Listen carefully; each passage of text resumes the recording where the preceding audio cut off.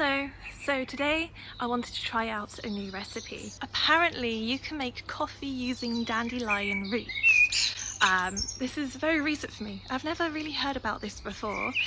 Apparently it tastes just like coffee. So in England, spring has sprung and there is a lot of dandelions growing at the moment.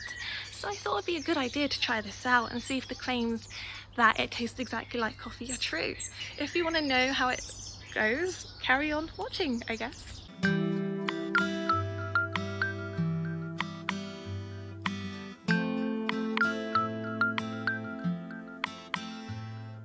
This is a dandelion in case you haven't seen one before. I'm pretty sure you have.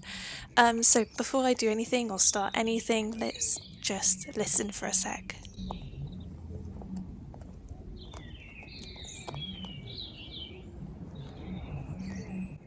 Doesn't that sound so peaceful? I just wanted to get you guys to listen to that because it's so nice in the spring here in England. So here what I'm doing is just trying to dig up a dandelion. I'm trying to dig up the dandelion with a knife in very, very hard soil. I don't recommend that. I recommend using an actual spade in soft soil. The roots break very, very easily and they go quite far down, so if you can find some soft soil it will definitely save you a lot of time. The reason you're supposed to harvest the dandelion root during the springtime when the plant is flowering is because the root itself shrivels up and becomes more bitter, which is meant to be better for coffee. Now, it's probably because I'm using a knife to try and dig up the roots, but it took me an awfully long time to harvest these dandelions, and you're supposed to get quite a lot of roots because you're going to dehydrate them in the oven, which means they'll shrivel up.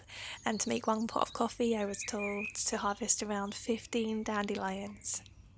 So that's what I did, but some dandelion roots I would find were really, really small and some are really, really big. And some dandelion roots would love just to bury themselves underneath the concrete floor, so it'd be impossible to get to. So harvesting dandelion roots is quite difficult and it does take a few hours. But hey, it's quarantine and it's such a lovely day. I ended up really enjoying this experience. So it turns out that dandelion root is extremely nutritious. It's packed full of loads of vitamins and minerals. The plus side, I guess, to dandelion coffee would be that it has no caffeine in it. The downside is it's still a diuretic. This is actually used as an ancient ayurvedic medicine. It's meant to help cure a whole host of problems, including premenstrual bloating and kidney stones.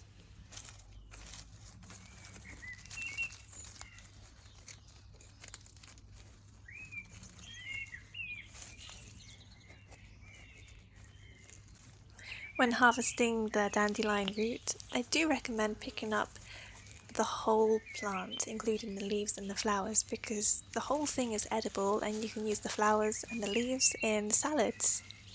However, they do taste very bitter, so be warned. Now that I've harvested the plants, I have so many dandelion leaves and so many flowers, I don't even know what to do with them at this point. Here I'm just separating the good leaves from the bad leaves, and then I'm going to give them a really good rinse. Water's usually just okay to clean these, but if you want to be extra careful and extra clean, use some white vinegar in there.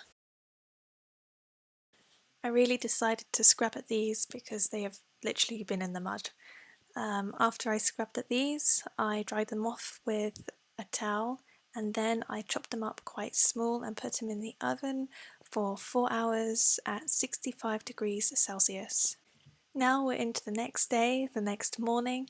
I found that the oven really did dehydrate these and they shriveled up really nicely. Here I'm just going to grind them up in a standard blender and blend them up. After that, you pretty much just treat it like normal coffee apparently. You use a cafetiere or French press if you're American, and yeah, let's see how this goes. This is my first time trying this, so we'll have to see the result. I noticed I had to let this brew for a little bit longer to get the colour that you would get from coffee, and as I was stirring this I noticed it smelled just like mushrooms for some reason. Anyway, let's try this.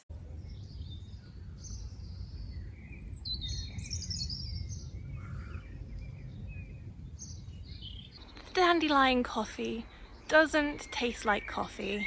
In fact, it tastes horrible. I even decided, just to be sure it just wasn't my taste, because I'm not very good with bitter taste. It's only very recently that I started to like coffee, so I thought I would get 2 other people to try it.